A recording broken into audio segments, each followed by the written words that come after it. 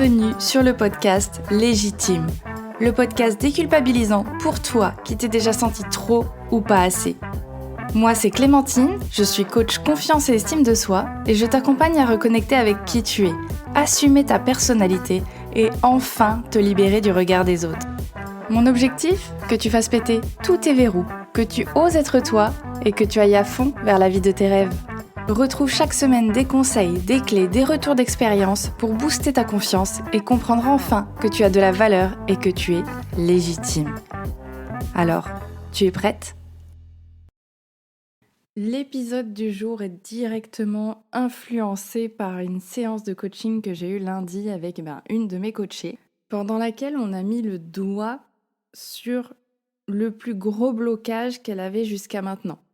Parce qu'il faut savoir que là, on arrive en fin d'accompagnement, donc en soi, elle a énormément évolué sur l'affirmation de soi, sur la régulation de ses émotions. C'est incroyable, les évolutions et l'apaisement qu'elle peut avoir. Mais je sentais depuis un moment qu'il y a quelque chose qui bloquait. Il y avait un point central qui faisait qu'elle avait du mal à passer le niveau supérieur, j'ai envie de dire. Et l'autre jour, suite à un échange, je me suis rendu compte que le problème, le pilier qui allait tout changer, c'était la congruence. Et alors là, tu te dis sûrement tout de suite, mais qu'est-ce que c'est que ce mot dégueulasse ? Ça fait pas du tout rêver, ça fait pas du tout vibrer. Et pourtant, c'est un des piliers de l'estime de soi et aussi de sa relation aux autres. Donc je vais t'expliquer déjà dans cet épisode ce que c'est la congruence et pourquoi, pour moi en tout cas, c'est vraiment un pilier essentiel si tu as envie de voir bouger les choses aujourd'hui dans ton quotidien. Donc la congruence, je vais commencer par un exemple et je lui ai donné exactement le même l'autre jour en séance. La congruence, c'est je dis ce que je ressens, je dis ce que je pense et je fais ce que je dis. Et donc l'exemple que je lui ai donné, c'est imagine je suis végétarienne. Je te dis que je suis végétarienne. Et un jour, tu me croises au resto et tu me vois en train de bouffer un steak bien saignant. Qu'est-ce que tu vas penser de moi ? Alors ok, peut-être que tu vas me donner le bénéfice du doute, mais tu vas quand même tiquer. Tu vas te dire, pour une meuf qui est végétarienne, je trouve qu'elle mange quand même de la viande bien rouge. Et pour un peu, que je sais pas, quelques semaines plus tard, on est au resto toutes les deux. Et là, tu m'entends dire, ah ouais, non mais moi je mange pas de viande du tout, donc il faut un resto végétarien. Il y a de fortes chances que toi tu me dises, ouais ça dépend quand quoi. Et tu vois déjà un petit peu la dynamique relationnelle qui est en train de se mettre en place. Tu vois déjà toute l'ironie, tout le passif agressif, les frustrations, les non-dits qui sont en train de se mettre en place juste parce que j'ai pas été cohérente, j'ai pas été congruente entre ce que je dis et ce que je fais. Donc évidemment, ça va peut-être pas créer un conflit tout de suite et ça en créera peut-être jamais et peut-être qu'on pourra en discuter après en fonction de la maturité émotionnelle de chacune. Mais imaginons que ça c'est quelque chose que tu gardes pour toi, que moi j'en parle jamais, que tu ne m'en parles jamais, et que tu me vois à chaque fois manger mes petits plats végétariens en te disant constamment « Ouais, en fait, c'est un peu une mytho, enfin, est-ce qu'on peut vraiment lui faire confiance ?» Eh bien tout ça, ça peut créer déjà des complications dans notre relation. Ça va peut-être faire que tu vas peut-être t'éloigner au bout d'un moment, ou que tu prendras du recul sur les choses que je te raconte sur moi. J'extrapole peut-être un peu, mais pas tant, parce qu'en fait, ça peut aller très vite, les rancœurs, les frustrations dans une relation, que ce soit amicale, professionnelle ou en couple. Donc déjà, tu vois l'importance de la congruence dans les relations. Maintenant, imaginons que si j'ai mangé ce steak ce jour-là, c'est parce que j'étais invitée par ma belle famille et que ma belle famille, ils sont très réfractaires aux végétariens, au végétarisme. Ils comprennent pas, ils disent que c'est un effet de mode, blablabla. Ah bon, mais les animaux ils souffrent, les plantes aussi quand tu les coupes et tout. Bon, tu vois le genre de réflexion, peu importe. Je rappelle que ce sont des exemples fictifs, mais ça existe dans la vraie vie. Mais donc, imaginons que j'ai décidé de manger ce steak pour qu'il me foute la paix. Voilà, concrètement, je veux être tranquille, j'ai pas envie de rentrer dans le débat, j'ai pas l'énergie, je prends un steak. Et là, encore une fois, je ne suis pas congruente, et là, envers moi-même. Parce que, entre ce que je pense, donc ce qui va être mes valeurs profondes, de je suis végétarienne parce que, et ce que je fais de manger un steak saignant qui va du coup complètement à l'encontre de mes valeurs, eh ben je ne suis pas congruente, je ne suis pas alignée à mes valeurs, je ne respecte pas mes valeurs et donc je ne me respecte pas. On est bien d'accord, si je respecte pas mes valeurs, si je respecte pas mes besoins, si je sacrifie mes besoins, alors oui, on peut trouver une bonne raison, j'avais pas envie de me laisser emmerder. Mais il y avait peut-être d'autres moyens que de sacrifier mes besoins. Parce qu'en fait, ça c'est un peu le principe de je dis oui parce que j'ose pas dire non, parce que j'ai pas envie de décevoir, c'est la même chose. Donc c'est une bonne excuse sans en être une bonne. Et du coup, si je sacrifie mes valeurs, mes besoins pour avoir la paix, en fait, je me sacrifie moi-même. Et donc, bien évidemment que ça joue sur l'estime que j'ai de moi-même. En fait, c'est comme si je disais, donc je suis végétarienne, c'est un peu un engagement envers moi-même. Je m'engage à ne plus manger de viande parce que, et qu'en fait, je romps cet engagement, que je ne respecte pas cet engagement. Et quand tu respectes pas les engagements que tu as pris envers toi-même, et puis envers les autres, mais déjà envers toi-même, comment tu pourrais te faire confiance? Tu vois, mettons les choses en perspective. S'il y a quelqu'un en face, une relation, ton mec, ta meuf, qui est toujours en retard, qui tient jamais ses engagements, qui te dit à chaque fois oui, on ira au resto tel jour, et en fait, vous n'y allez jamais, qu'est-ce que tu penses de cette personne? Sincèrement, qu'est-ce que tu penses de cette personne? Ou alors tu vois, je sais pas, ton plombier qui te dit oui, oui, je vais venir réparer la salle de bain, oui, oui, et qui vient jamais. Est-ce que tu vas lui faire confiance? Est-ce que tu vas te dire ah oui, ça c'est un artisan qui est fiable? Je pense pas. Tu vas de moins en moins avoir confiance en elle, pour un peu qu'elle communique pas avec toi, encore moins, et tu vas finir par te dire en fait, je peux pas compter sur elle, donc je lâche l'affaire, je laisse tomber, je lui parle plus, je lui demande plus rien, je vais trouver quelqu'un d'autre. Le problème quand ça nous concerne nous, c'est que si moi je tiens pas mes engagements avec moi-même, je peux pas trouver quelqu'un d'autre en fait. Je suis bloquée avec moi-même. Donc je vais le ressentir en fait, ce tiraillement. Je vais le ressentir qu'il y a quelque chose qui est pas au clair, qu'il y a deux parties de moi qui sont en train de se battre là. Et le problème, c'est que comme notre cerveau aime pas trop se trouver coupable, aime pas trop se mettre dans un inconfort, on va souvent essayer d'aller chercher un autre coupable. Je te donne un exemple tout de suite.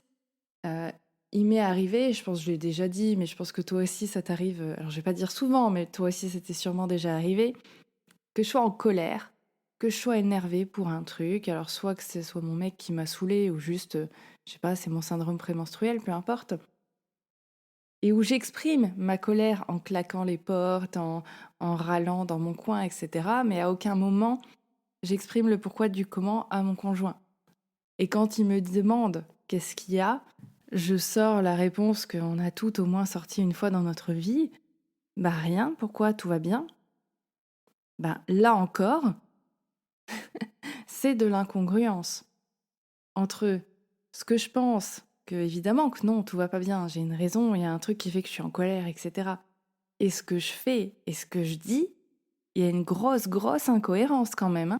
Et là, au lieu d'être honnête avec moi-même et de m'avouer que effectivement, je suis pas claire, parce que oui, ok, il a compris que j'étais en colère, mais il a vraiment pas assez d'informations pour comprendre pourquoi je suis en colère.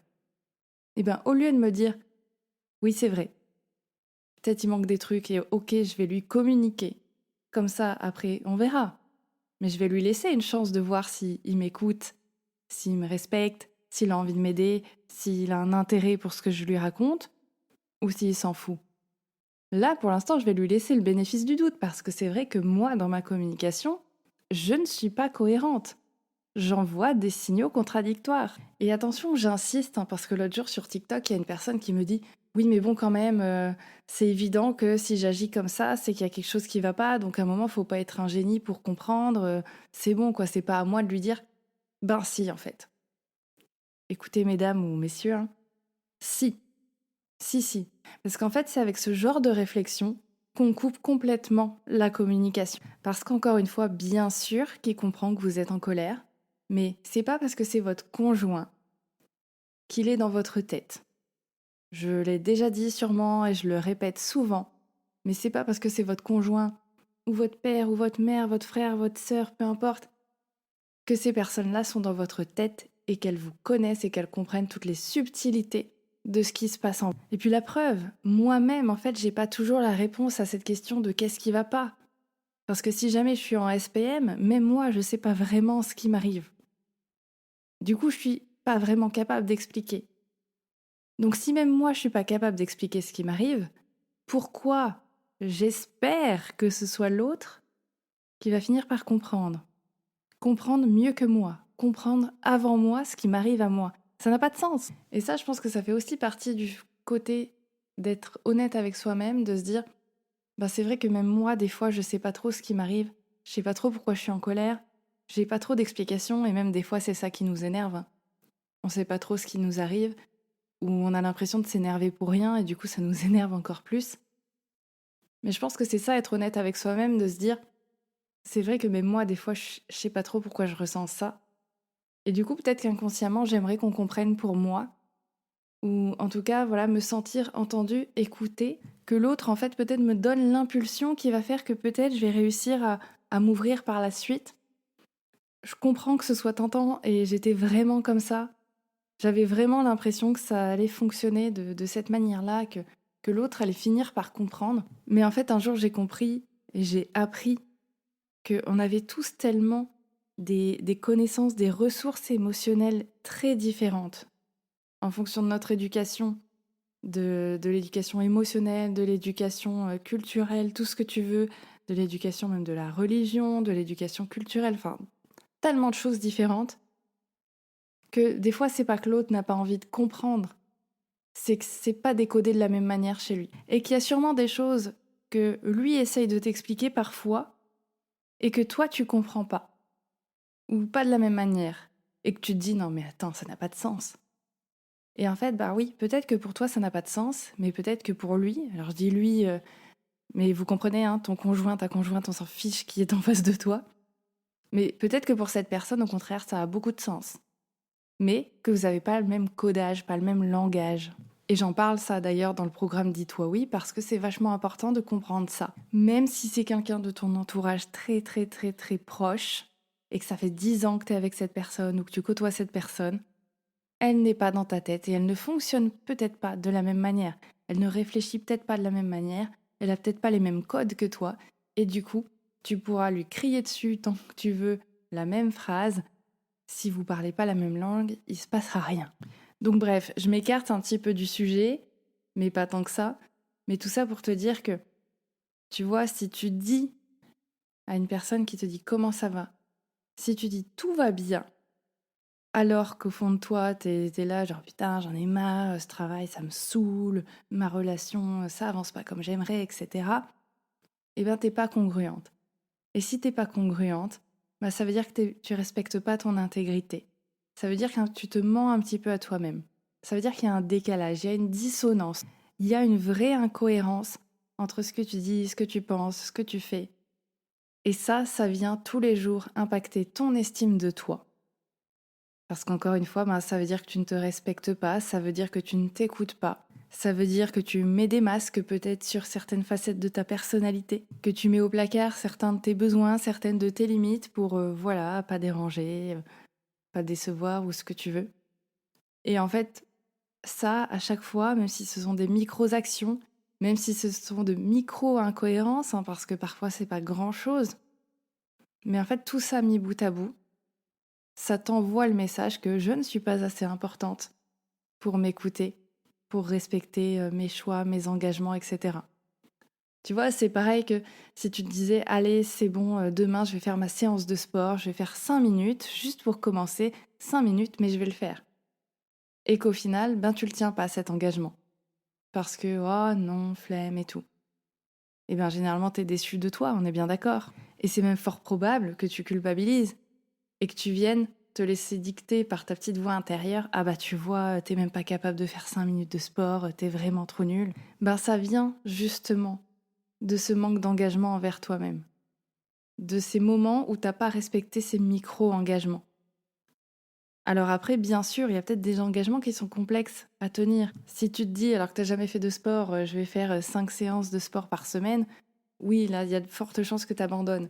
Mais je t'inviterai déjà, pour être peut-être plus congruente justement avec toi-même, et à être honnête avec toi-même, et à te respecter, de commencer à prendre peut-être des petits engagements avec toi-même et de t'y tenir. Par exemple, si tu te dis, je vais me lever 5 minutes avant mon réveil, lève-toi 5 minutes avant le réveil. Peut-être pas tous les jours, hein, mais quand tu t'engages à le faire, fais-le. Ne serait-ce déjà que pour te redonner de l'importance et te montrer que, tiens, c'est important pour moi de faire ça, ça compte, et tu comptes pour moi. Oui, en parlant de soi-même, c'est important. Et derrière, je t'invite à te poser les questions. Est-ce qu'il y a des situations et dans quelles situations je suis incongruente? Est-ce qu'il y a des moments où je dis quelque chose, où je fais quelque chose, alors que je pense le contraire? Quels sont les moments où tu as dit faites ce que je dis, pas ce que je fais? Parce que clairement, ça c'est très révélateur d'une incongruence. Hein. Ne grignotez pas entre les repas. Et en attendant, tu vas aller grignoter tranquillement en pleine nuit. Réfléchis à tout ça. À quel moment, à quelle situation, avec quelle personne peut-être, tu es en incongruence. À quel moment tu ne te respectes pas, à quel moment tu crées peut-être un décalage avec les autres, à quel moment tu ne dis pas ce que tu ressens, tu ne dis pas ce que tu penses, ou tu vas à l'encontre de tout ça. À quel moment? Et alors oui, ça peut piquer un petit peu, on est bien d'accord, parce que ça fait mal aussi de se rendre compte que on se ment à soi-même, mais encore une fois, c'est normal, le cerveau, il essaye de se protéger, et parfois ça passe par se mentir ou se trouver des excuses, genre oui, mais là j'ai fait ci parce que ça.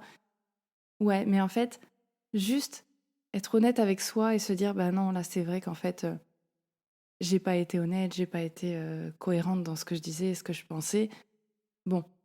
Et après, ça peut ouvrir à une réflexion de pourquoi en fait. Qu'est-ce qui fait que j'ai du mal à être cohérente dans ces moments-là? Et ça, on peut le voir en coaching parce que justement, c'est ça qui est important. Et comme je te le disais en début d'épisode, on a mis le doigt là-dessus avec ma coachée. Parce qu'aujourd'hui, c'est ça qui la bloque, c'est ça qui fait qu'on ne peut pas passer au pilier au-dessus, parce qu'aujourd'hui, il y a deux fortes incohérences, et tant qu'elle n'a pas réussi à aligner ce qu'elle ressent, ce qu'elle dit, ce qu'elle fait, il y aura toujours ce tiraillement. Et elle sera toujours fatiguée parce qu'il y aura toujours un côté qui sera en train de tirer sur la corde, et puis l'autre, et puis l'autre, et puis l'autre. Donc je t'invite vraiment à réfléchir à tout ça, à ces moments dans lesquels tu es peut-être incongruente. Oui, ça va piquer, mais c'est le début aussi de l'évolution de l'estime de soi. Et je t'invite à venir m'en parler si tu en as envie, si ça peut t'aider, si tu as des questions par rapport à l'épisode, et si tu veux justement débloquer tout ça, si tu sens qu'aujourd'hui, peut-être tu te trouves des excuses, mais tu n'arrives pas à démêler le pourquoi du comment.